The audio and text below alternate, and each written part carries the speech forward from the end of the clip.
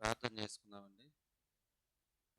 ప్రేమ కలిగిన మా తండ్రి, కృప కలిగిన మా ప్రభువ, మహోన్నతుడ, మహాగణుడ, ప్రియ పరలోకమందున్న మా కన్న తండ్రి, నీ నామానికి నాయన కృతజ్ఞత స్తుతులు స్తోత్రములు తెలియజేసుకుంటున్నాము తండ్రి. మీ వాక్యాన్ని నాయన మాలో నింపి తండ్రి, మమ్మల్ని నాయన ఉత్తేజపరుస్తూ మీ వాక్యం ద్వారా తండ్రి మా జీవితాలను మేలుకొలుపుతూ మా స్థితులను మారుస్తూ తండ్రి, ప్రతి విషయంలోనూ మీ కృపను మీ కాపుదలను మా కుటుంబాల మీద ఉంచుతున్న విధానాన్ని బట్టి మీకు వందనములు తెలియజేసుకుంటున్నాం తండ్రి. ఈ వాక్యం ద్వారా నైనా మాతో మాట్లాడండి. ఈ యొక్క ఆదివారపు ఆరాధన కార్యక్రమంలో నాయన మీ పిల్లల తండ్రి మరి ఈ ఆటలతో నాయన మిమ్మల్ని మహింపరిచి ఉన్నారు. అలాగే తండ్రి మా ఆత్మలకు కావలసినటువంటి ఆత్మీయ ఆహారాన్ని కూడా నాయన ఈ కృపను అనుగ్రహించి తండ్రి, పరిశుద్ధాత్మ దేవుడిని ప్రేరణ కలిగించి మీరు మాతో మాట్లాడమని ప్రాధాన్యపడుతున్నాం తండ్రి. ఈ దాసునైనటువంటి నేను మాట్లాడుచుండగా నాయన మీ ఆత్మ సహాయాన్ని అందించండి. మీ పిల్లలు వింటున్నప్పుడు తండ్రి ప్రతి మాట కూడా నాయన ఇది మీ మాటగా వారి హృదయాల్లో స్వీకరించే విధంగా సహాయం చేయమని మా ప్రభువు మా రక్షకుడైన యేసుక్రీస్తు వారికి నీ నామములో మీ ప్రార్థన అడిగి వేడుకొంచున్నాం మా కన్న తండ్రి.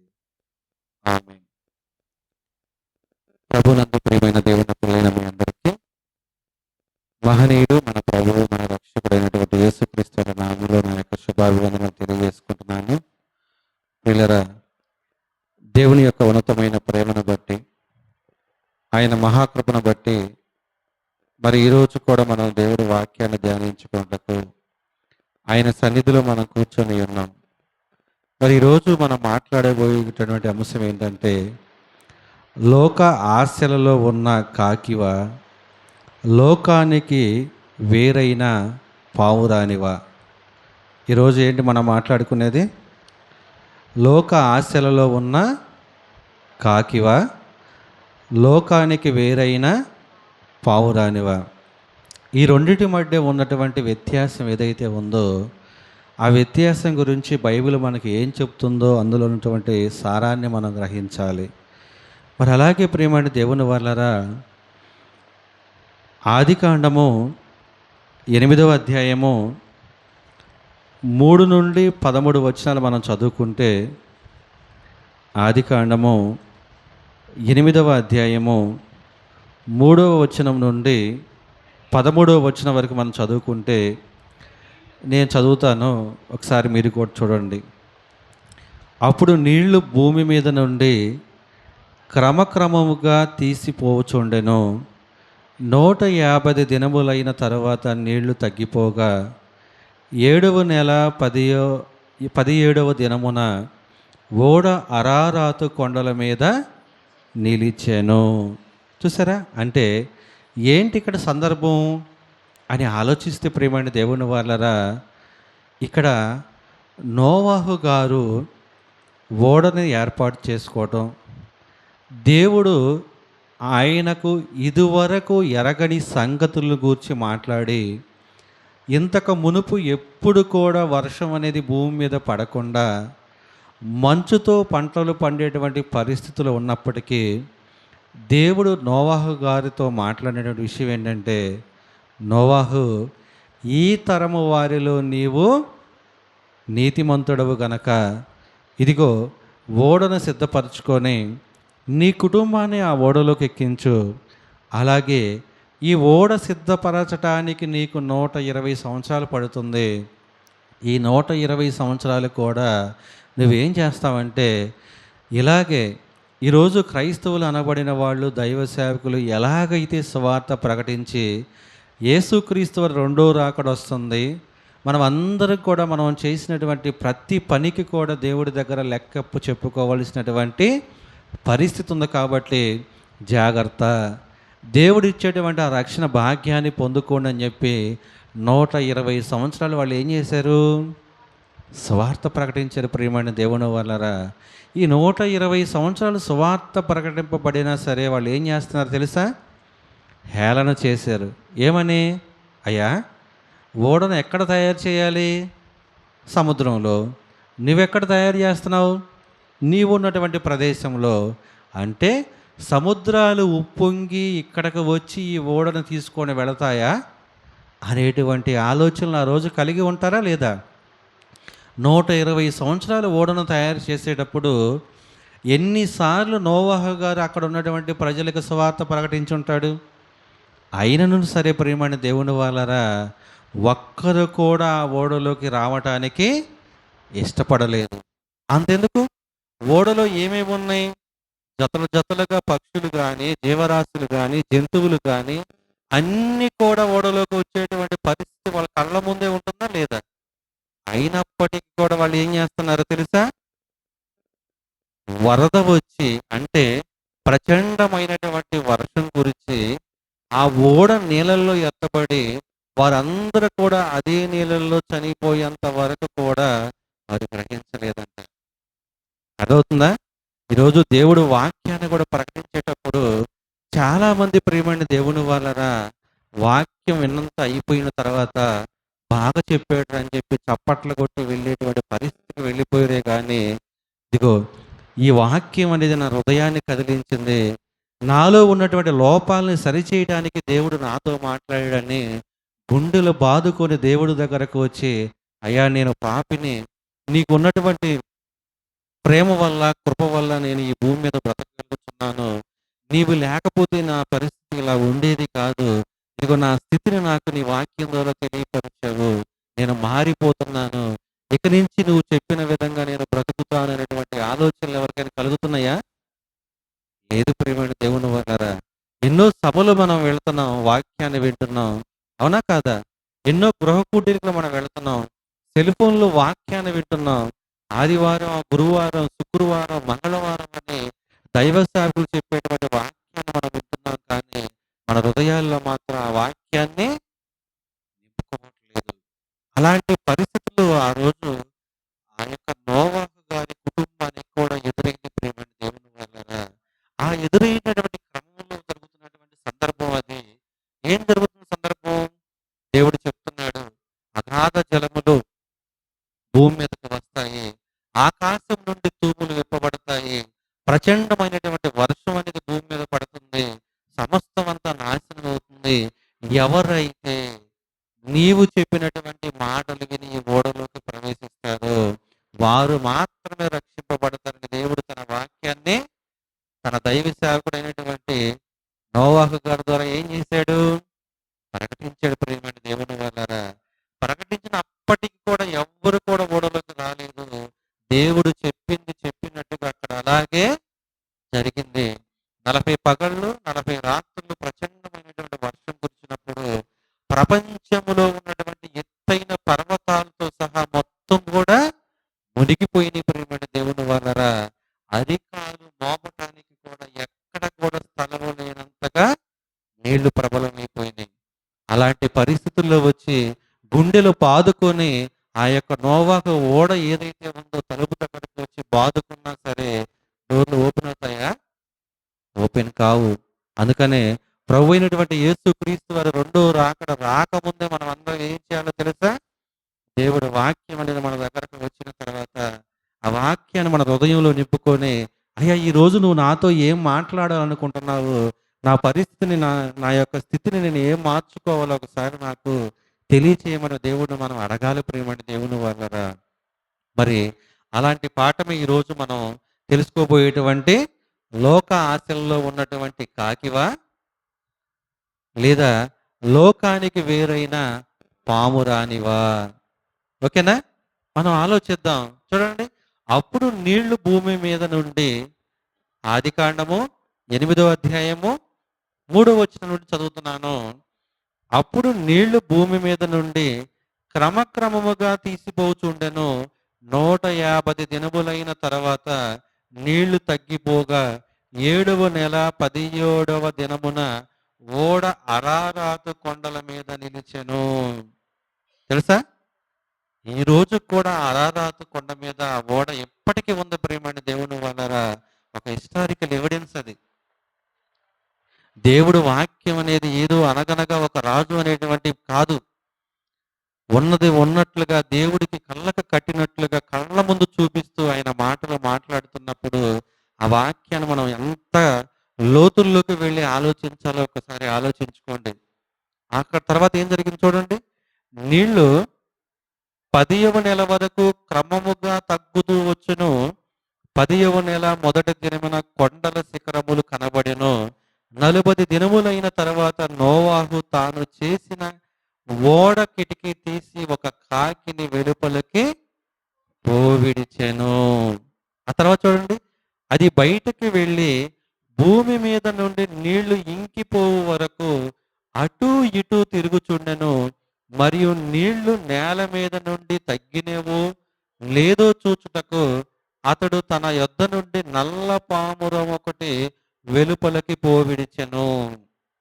నీళ్లు భూమి అంతటి మీదన ఉండినందున తన అరికాలు నిలుపుటకు దానికి స్థలము దొరకలేదు గనుక ఓడలోనున్న అతని యొద్దకు తిరిగి వచ్చెను.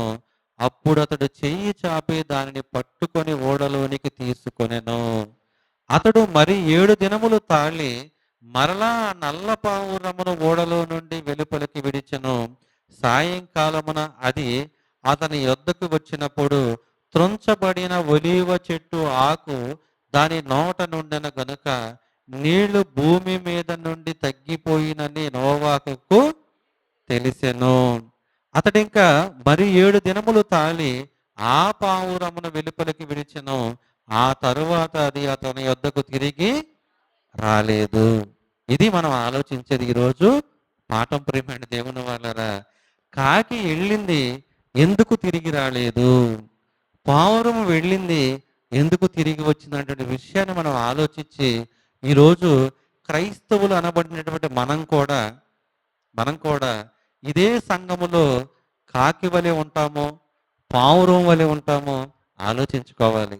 చూడండి చూడండి ఒకసారి మనం పాఠంలోకి వెళదాం. ప్రియమైన దేవుని వల్లరా, ఆది కాండము 8వ అధ్యాయము 3 నుంచి 7 వచనాలు మనం చదువుకున్నప్పుడు, ఈ చదువుకున్నటువంటి భాగంలో మనం ఆలోచిస్తే ఈ కాకి అనేది వెళ్ళిన తర్వాత ఎందుకు తిరిగి రాలేదు అనేటువంటి పాఠమే కదా మనం ఆలోచించాలి. అవునా కాదా? అవునా కాదా? అయితే వెళ్ళినటువంటి కాకి ఎక్కడికి వెళ్ళింది? లోకంలోకే కదా. లోకంలోకి వెళ్ళినటువంటి కాకి తిరిగి రాకుండా ఎందుకుంది అంటే దానికి వివరణ ఉంది. ఒకసారి ఆలోచిద్దాం. యాకోబు గారు రాసినటువంటి మొదటి పత్రిక 2వ అధ్యాయము 16వ వచనాన్ని మనం ఆలోచిస్తే, యాకోబు గారు రాసినటువంటి మొదటి పత్రిక 2వ అధ్యాయము 16వ వచనంలో, లోకములో ఉన్నదంతయు అనగా శరీరాశయు నేత్రాశయు జీవపు డంబమును తండ్రి వలన పుట్టినవి కావు, అవి లోక సంబంధమైనవే. అంటే అసలు లోకములో ఏముంది అని ఆలోచిస్తే ప్రియమైన దేవుని వాళ్ళరా, శరీరాశ ఉంది. అవునా? ఈరోజు మనం అందరం కూడా ఎక్కువగా కష్టాలు పడుతున్నామంటే దేనికోసం? శరీర కోరికను తీర్చుకోవడం కోసం. శరీరం ఏది కోరుకుంటే దానికి అది ఇవ్వటానికి మనం ఏం చేస్తున్నాం తెలుసా? వెనకాడినటువంటి పరిస్థితుల్లో ఆఖరికి ఈఎంఐ పెట్టైనా సరే ఈ శరీర కోరికను తీర్చాలని ఆశపడుతున్నాం. ప్రియమైన దేవుని వాళ్ళరా, అంటే తెచ్చిన రోజు మనకు బాగానే ఉంటుంది ఆ వస్తువు, తెచ్చిన తర్వాత కట్టబోయేటప్పుడు కదా మన పరిస్థితులు అర్థమయ్యేది. అవునా కాదా? అలాగే చూడండి, నేత్రాశ. నేత్రాశ అంటే ఏంటి? పలానా వాళ్ళకి పలానా ఉంది, నాకు ఇది లేదు, కాబట్టి నేను కూడా ఏదో ఒకటి చేసి దాన్ని పొందుకోవాలనేటువంటి ఆలోచన కలిగినప్పుడే నేత్రాశ మనకు కలుగుతుందని అర్థం అన్నమాట. ఏదైనా మనకు తాహతకు తగ్గట్టుగా మన జీవితాన్ని ఉంచుకోకుండా అతిగా ఆశపడి నేత్రాలతో చూచిన ప్రతి దానిని కావాలని మనం కోరుకున్నాం అనుకో, అదేమవుతుంది? నేత్రాశ. ప్రియమైన దేవుని వల్లరా, అలాంటి నేత్రాశకి ఈ లోకం ఎంతో పరుగులు పెడుతుందన్నమాట. ఆ తర్వాత చూడండి, జీవపు డంబమును అంటే మనం యొక్క జీవాన్ని, ఈ శరీరాన్ని మనం పోషించుకోవడానికి ఎంత డంబముగా మనం ప్రవర్తిస్తామో తెలుసా? మనకి ఏమి రాకపోయినా మనకు అన్ని తెలుసు అన్నట్టుగా మన ప్రవర్తన కలిగి ఉంటాం. ప్రియమైన దేవుని వాళ్ళరా, ఈ లోకములో ఉన్నవి ఇవన్నీ కూడా తండ్రి వలన కలిగినవి కావు. తండ్రి అంటే ఎవరిక్కడ? దేవుడు. దేవుడు వలన కలిగినవి కావు. అవన్నీ కూడా లోక సంబంధమైనవే అని చెప్తున్నాడు. అంటే లోకంలో ఏముందయ్యా అని వాక్యాన్ని మనం అడిగినప్పుడు ఆయన టోటల్‌గా చెప్తున్నాడు. శరీరాశ అనేది ఒకటుంది. నేత్రాశ అనేది ఒకటుంది. జీవపు డమ్మం అనేది ఒకటుంది. ప్రపంచం అంతా కూడా ఈ మూడిటి మీదే కొట్టిమిట్టలాడుచు నేనిచ్చేటువంటి పరలోకాన్ని కోల్పోయి ఈ శరీరాశలోను, నేత్రాశలోను, జీవపు డమ్మలోను ఉండిపోయి నరకమని రెండో మరణానికి వెళుతున్నారు. జాగ్రత్త అని దేవుడు మనల్ని హెచ్చరిస్తున్నాడు ప్రియమైన దేవుని వాళ్ళరా. ఇంకా చూడండి ఏముందో.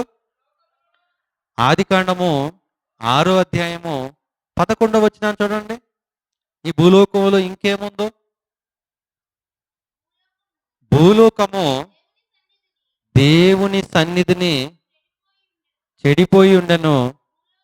భూలోకము బలత్కారముతో నిండి ఉండెను. అవునా కాదా? బలత్కారంతో నిండి ఉండినంటే ఎవరైనా మనల్ని బలవంతం చేస్తున్నారా పలాంది చేయాలని? చేయట్లేదా? చేస్తున్నారు. ఎవరో తెలుసా? మనకు కంటికి కనిపించని అపవాది ఏదైతే ఉందో ఆ అపవాది మనకు ప్రేరణ కలిగించి మనల్ని ఏం చేస్తుందో తెలుసా?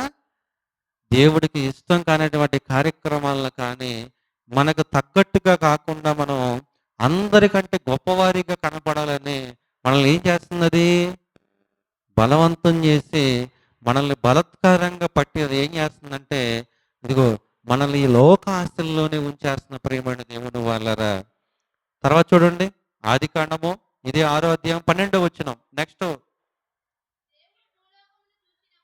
దేవుడు భూలోకమును చూచినప్పుడు అది చెడిపోయి ఉండెను.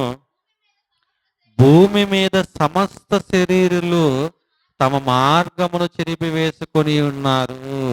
కొనియుండిరి. చూసారా? అంటే ఈ భూలోకంలో ఏముంది ఇంకా ఆలోచిస్తే? సమస్త శరీరులు తమ మార్గము ఏదైతే ఉందో దేవుడు ఆదిలోనే హవ్వ గారికి, ఆదాము గారికి ఇదిగో నేను ఈ చెట్టు ఫలము మీరు తినవద్దు అనేటువంటి ఫలము తినకుండా ఉండమని చెప్తే వాళ్ళు ఏం చేశారు? తినేసేసారు ప్రియమైన దేవుని వాళ్ళరా. పండు తినటం అనేది తప్ప? పండు తినటం తప్పు కాదు. ఆజ్ఞ అతిక్రమమే పాపం గనక తినవద్దన్నటువంటి పండు వాళ్ళు తిన్నారు కనుక లోకంలోకి ఏమొచ్చింది? పాపం వచ్చేసింది. పాపం వచ్చిన తర్వాత ప్రియమైన దేవుని వాళ్ళారా అందరూ కూడా ఎలా ఉన్నారో తెలుసా?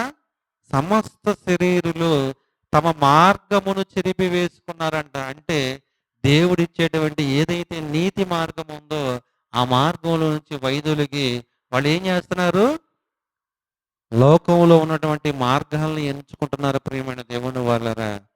ఆ తర్వాత మనం చూద్దాం ప్రసంగి గ్రంథము 3వ అధ్యాయము 16వ వచనాన్ని చదవండి. ప్రసంగి గారు రాసినటువంటి గ్రంథము. మరియు లోకమునందు విమర్శ స్థానమున దుర్మార్గత జరుగుటయు న్యాయం ఉండవలసిన స్థానమున దుర్మార్గత జరుగుటయు నాకు కనబడెను. ఎవరు అనుకుంటున్నారు ఈయన? సలోమాను. జ్ఞానండి. జ్ఞాని అయినటువంటి సలోమోను గారు ఎవరైతే ఉన్నారో ఈ ప్రసంగి గ్రంథాన్ని రాస్తూ ఆయన మాట్లాడుతున్నాడు. ఏంటో తెలుసా? ఏ టైంలో మాట్లాడుతున్నాడు తెలుసా? ప్రపంచంలో ఉన్నవన్నీ కూడా ఆయన ఈ కంటికి ఏదైతే కనపడిందో ఆ కనపడింది పొందుకోవాలని ఆశపడ్డటువంటి ఆయన లోకాన్ని అంతటిని అనుభవించిన తర్వాత చివరి క్షణాల్లో ఆయన మాట్లాడుతున్నటువంటి మాటలు ప్రియమైన దేవుని వాళ్ళరా. ఆ మాటల్లో ఒకటైనటువంటి మాట ఏంటో తెలుసా? సూర్యుని కింద జరుగునది ప్రతిదీ కూడా వ్యర్థము వ్యర్థము వ్యర్థమని పలికినటువంటి ఆయన వ్యర్థము వ్యర్థమని ప్రసంగి చెప్పుచున్నాడు. ఎప్పుడు చెప్పుతున్నాడు?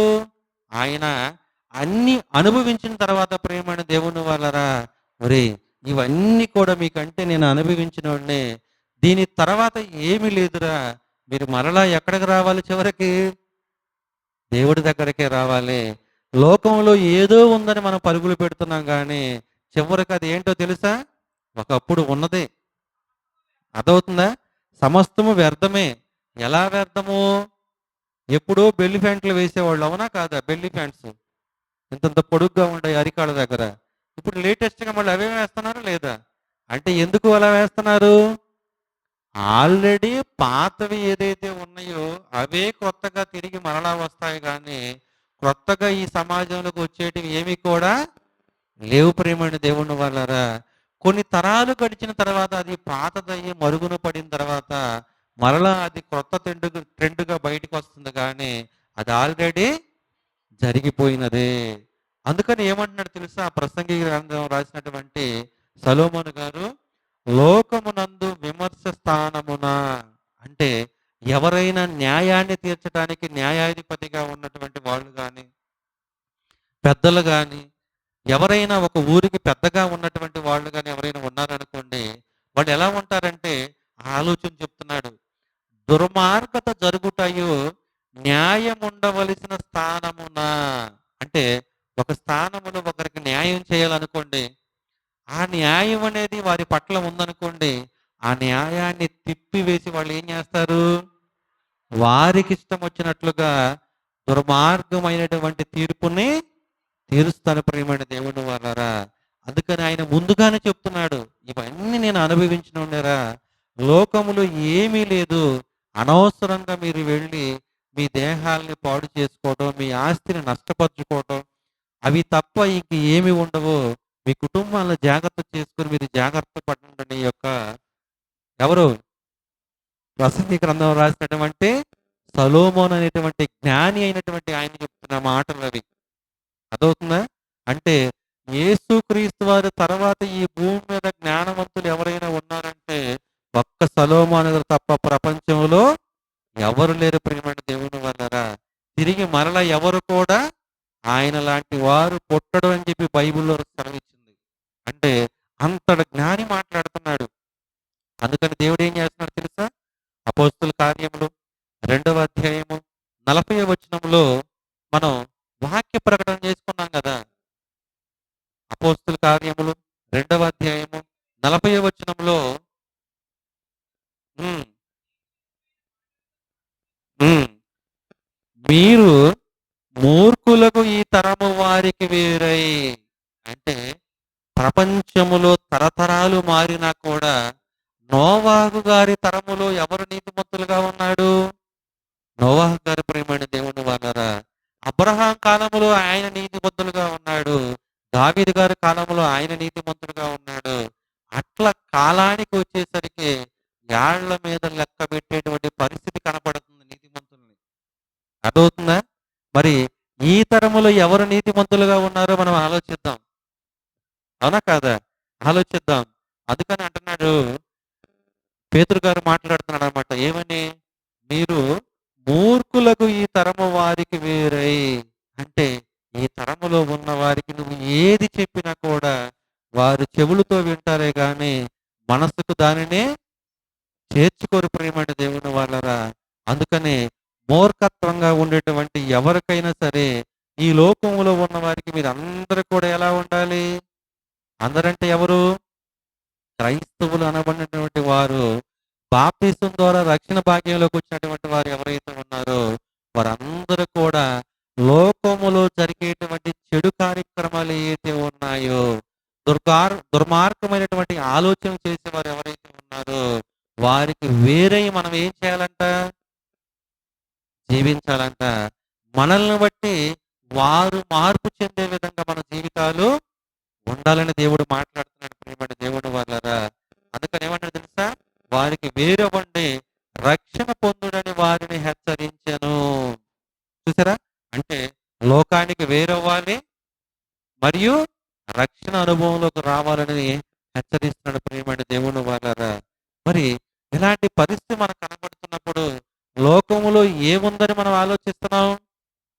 శరీరాశయు, నేత్రాశయు, జీవపు డమ్మము ఉంది. ఈ లోకం అంతా కూడా బలత్కారముతో నిండి ఉంది. ఈ లోకములో ఉన్నవారు అందరూ కూడా వారి మార్గాలను ఏం చేసుకున్నారు? తిప్పివేసుకున్నారు. అందుకనే న్యాయం ఉండవలసిన చోట న్యాయము లేకుండా న్యాయాన్ని త్రిప్పివేసేటువంటి తీర్పులు వచ్చేస్తున్నాయని చెప్పి మన వాక్యం ద్వారా విన్నాం. అంటే ఇలాంటి మాటలన్నీ విన్న తర్వాత ఇంకా మన ప్రేమ లోకంలోనే ఉందనుకో అప్పుడు దేవుడు ఇందాక మాట్లాడాడు ఏంటది? యాహోను రాసినటువంటి మొదటి పత్రిక 2వ అధ్యాయము 17వ వచనం. లోకమును దాని ఆశయు గతించిపోవుచున్నది, కానీ దేవుని చిత్తమును జరిగించువాడు నిరంతరము నిలుచును. యాహోను రాసిన మొదటి పత్రిక 2వ అధ్యాయము 17వ వచనమేనా? ఓకేనా? అంటే ఆ లోకములు దాని ఆశయు గతించిపోవును. అంటే ఏంటి దానికి అర్థం? అయ్యా, ఈ లోకంలో ఉన్నదంతా శరీరాశయు నేత్రాశయు జీవపుటము అయిన అవన్నీ గతించిపోవడానికి సమయం ఆసన్నమైంది, జాగ్రత్త అని దేవుడు మనల్ని హెచ్చరిస్తున్నాడు. ప్రియమైన దేవుడు వాళ్ళరా, ఆ హెచ్చరించేటువంటి పరిస్థితులు ఇంకా మనం లోకానుసారంగానే ఉన్నామనుకో, అవి తండ్రి వలన కలిగినవి కావు గనక శరీరానికి సంబంధించినటువంటి కోరికలు తీర్చుకోవడానికి మనం లోకంలోనే ఉన్నామనుకో, అవి లోక సంబంధమైన అవుతాయి కదా. అప్పుడు తండ్రికి మనకి ఏమైనా సంబంధం ఉంటుందా? ఉండదు. ప్రియమైన దేవుని వాళ్ళరా, అందుకని మనం ఏం చేయాలి తెలుసా? ఈ లోకానికి ఏం చేయాలి? వేరవ్వాలి. లోకానికి వేరవ్వాలని ఎవరిని పలకరించుకుని ఉండాలా? అలా ఏం కాదు. వారితో పలకరించాలి, వారితోనే మాట్లాడాలి, అన్ని కలిసే ఉండాలి. చేసేటువంటి తప్పుడు ఆలోచనలు ఏవైతే ఉన్నాయో వాటిల్లో మాత్రమే మనం పాలిభాగస్తులమే కాకూడదు. ఓకేనా? తర్వాత మనం పాఠంలోకి వెళదాం. ఆదికాండము 8వ అధ్యాయము 8వ వచనం 9వ వచనం చూద్దాం. 8వ వచనం 9వ వచనం. మరియు నీళ్లు నేల మీద నుండి తగ్గినవో లేదో చూచుటకు అతడు తన యొద్ద నుండి నల్ల పామురం ఒకటి వెలుపలికి పోవిడిచెను. నీళ్లు భూమి అంతటి మీద నున్నందున తన అరికాలు నిలుపుటకు దానికి స్థలము దొరకలేదు గనక ఓడలోనున్న అతని యొద్దకు తిరిగి వచ్చెను. అప్పుడు అతడు చెయ్యి చాపి దానిని పట్టుకొని ఓడలోనికి తీసుకొనెను. అవునా? ఏం చేశాడు? ఓడలోనికి తీసుకున్నాడు. ప్రియమైన దేవుని వానరా, అంటే వెళ్ళినటువంటి పావురము ఎందుకు తిరిగి వచ్చింది? కాకి వెళ్ళింది. పావురం ముందెళ్ళిందా? కాకి ముందెళ్ళిందా? కాకి ముందెళ్ళింది. వెళ్ళినటువంటి పావురానికి కాలు నిలపడానికి స్థలం లేకపోతే దానికంటే ముందు వెళ్ళినటువంటి కాకి కాలు నిలపడానికి స్థలం ఉంటుందా? ఉండదు కదా. ప్రియమైన దేవుని వాళ్ళరా, అంటే శరీర ఆశలకి లోకాశలలో ఏదైనా దొరికితే తినివేద్దాం అనేటువంటి ఆలోచనలో ఉన్నటువంటి కాకి స్వభావం ఇక్కడ అదవుతుందా? తన యజమాని అప్పగించినటువంటి పని ఏదైతే ఉందో ఆ నల్ల పావురాన్ని బయటికి విడిచిన తర్వాత అది తిరిగి మరలా ఇతని దగ్గరకు వచ్చిందంటే దానికి అర్థం ఏంటి? బాధ్యతగా దైవజనుడు సేవకులకు ఎవరైనా సరే ఒక విశ్వాసకు ఒక పని అప్పచెప్పినప్పుడు ఆ పనిని ఎలా చేయాలో తెలుసా? ఇదిగో, ఒక పావురము బయటికి పెట్టిన తర్వాత తిరిగి మరలా అది యజమాని యొద్దకు వచ్చి తన బాధ్యతను గుర్తు చేసుకుంటుంది. ఏమని? ఒక ఆజ్ఞ ఇచ్చాడు కదా యజమాని, బయటికి వెళ్ళమన్నాడు, వెళ్ళింది. వెళ్ళిన తర్వాత తిరిగి వచ్చినట్టు దానికి అర్థం ఏంటంటే బయట అరికాలు నిలుపుకోవడానికి కూడా స్థలం లేదు. ఇదిగో మీరు ఈ ఓడలో నుంచి కిందకు దిగవద్దని ఒక సమాచారాన్ని అది ఏం చేస్తుంది? తీసుకొచ్చింది. ప్రేమైన దేవుని వాళ్ళరా, ఆ తర్వాత 10, 11 కూడా చూడండి. 10, 11. అతడు మరి 7 దినములు తాలి మరలా ఆ నల్ల పావురను ఓడల నుండి వెలుపలికి విడిచెను. సాయంకాలమున అది అతని యొద్దకు వచ్చినప్పుడు త్రుంచబడిన ఒలీవ చెట్టు ఆకు దాని నోట నుండెను కనుక నీళ్లు భూమి మీద నుండి తగ్గిపోయిన నోవాహుకు తెలిసెను. అదే నల్ల పావురాన్ని ఇంకొక వారం రోజులకి మరలా బయటికి పోనిచ్చాడు. అరికాలు నిలుపుకోవడానికి స్థలం ఉందా లేదా? స్థలం ఉన్నా సరే అది అక్కడే ఉండకుండా మరలా ఏం చేసింది? తిరిగి మరలా తన యజమాని దగ్గరకు వచ్చి తుంచబడినటువంటి ఒలీవ మొక్క యొక్క ఆకును తీసుకొని ఆ నోవాహుకు చూపించి, ఇదిగో మీరు క్రిందకు దిగి, ఓకేనా, మీరు జీవనాన్ని కొనసాగించడానికి ఇబ్బంది లేదనేటువంటి సమాచారాన్ని తీసుకువచ్చింది ప్రేమని దేవుని వాళ్ళరా. చాలా మంది సంఘాలు ఎవరికైనా ఏదైనా బాధ్యతను అప్పగించారనుకోండి, ఆ పని జరిగిద్దో లేదో కూడా, చేస్తాడో లేదో కూడా అనేటువంటి అపనమ్మకం అనేది ఆ వ్యక్తి మీద ఉందనుకో, దైవ సేవకులు కానీ ఇంకెవరైనా పని అప్పచెప్తారా? అదే ఒక సంఘమే కాదు ప్రియమైన దేవుని వాళ్ళరా. ఒక కుటుంబంలో ఎవరైనా ఉన్నారనుకో, ఆ ఉన్న వాళ్ళకి మనం ఏదైనా పని అప్పచెప్పాలంటే నమ్మకస్తులైతేనే మనం పని అప్పచెప్తాం కదా! ఆ పని జరిగించకుండా ఏదో లోకంలో పడి ఆ కుర్రోళ్ళెమ్మట అలా తిరుగుతా ఉండి ఏ పనిని కూడా ఇచ్చినటువంటి పనిని బాధ్యతగా చేయనటువంటి పరిస్థితులు ఉన్నారనుకోండి, తల్లిదండ్రులైనా సరే వారికి పని అప్పగించరు ప్రియమైన దేవుని వలరా. అవసరమైతే పక్కింటి పిల్లోడినైనా పిలిచి, అర్థవుతుందా? ఆ బాధ్యతను అప్పగించి, అయ్యా కొంచెం ఈ పని చేసి పెట్టయ్యా అని అంటారు. ఏమా మీ అబ్బాయి అన్నాడు కదా, మీ అబ్బాయికి ఆ బాధ్యత అప్పగిస్తే చేస్తాడు కదా అని అంటే, డబ్బులు ఇస్తే తిరిగి తీసుకొస్తాడో లేదో నమ్మకం లేదనేటువంటి మాటను కూడా చెప్పేటువంటి సందర్భాలు ఉన్నాయి. అంటే దానికి అర్థం ఏంటి? నమ్మకం లేదన్నమాట. అందుకనే సంఘంలోనైనా, కుటుంబంలో అయినా మనం ఎలా ఉండాలి? నమ్మకత్వాన్ని కలిగి ఉండాలి. బాధ్యతని ఎరిగి ఉండాలి. తల్లిదండ్రులైనా, సంఘంలో ఉన్నటువంటి పెద్దలైనా, విశ్వాసులైనా ఎవరైనా సరే నమ్మి నీకొక బాధ్యతను అప్పగించినప్పుడు, ఆ బాధ్యతను నువ్వేం చేయాలి? నిర్వర్తించాలి ప్రియమైన దేవుని వల్లరా. ఆ బాధ్యతను నువ్వు చెప్పింది చెప్పినట్లుగా చేస్తేనే నువ్వు కరెక్ట్‌గా ఉన్నట్టుగా అర్థం అన్నమాట. అందుకనే చూడండి, ఈ యొక్క ఓడలో నుంచి బయటికి వెళ్ళినటువంటి ఆ నల్ల పావురం కూడా ఏం చేసిందో తెలుసా? ఏం చేసిందో తెలుసా? ఆ నల్ల పావురం కూడా ఏం చేసిందంటే ప్రియమైన దేవుని వల్లరా, బయటికి వెళ్ళి తిరిగి మరలా వచ్చి ఆ ఒలీవ మొక్క నుండి తుంచబడినటువంటి ఆకును ఏదైతే ఉందో, ఆ ఆకును తీసుకువచ్చి యజమానికి చేతికిచ్చిందనమాట. ఇలాంటి ఆలోచనలు కలిగినటువంటి పరిస్థితుల్లో మనం కూడా చూడండి, ఆలోచిద్దాం. మరి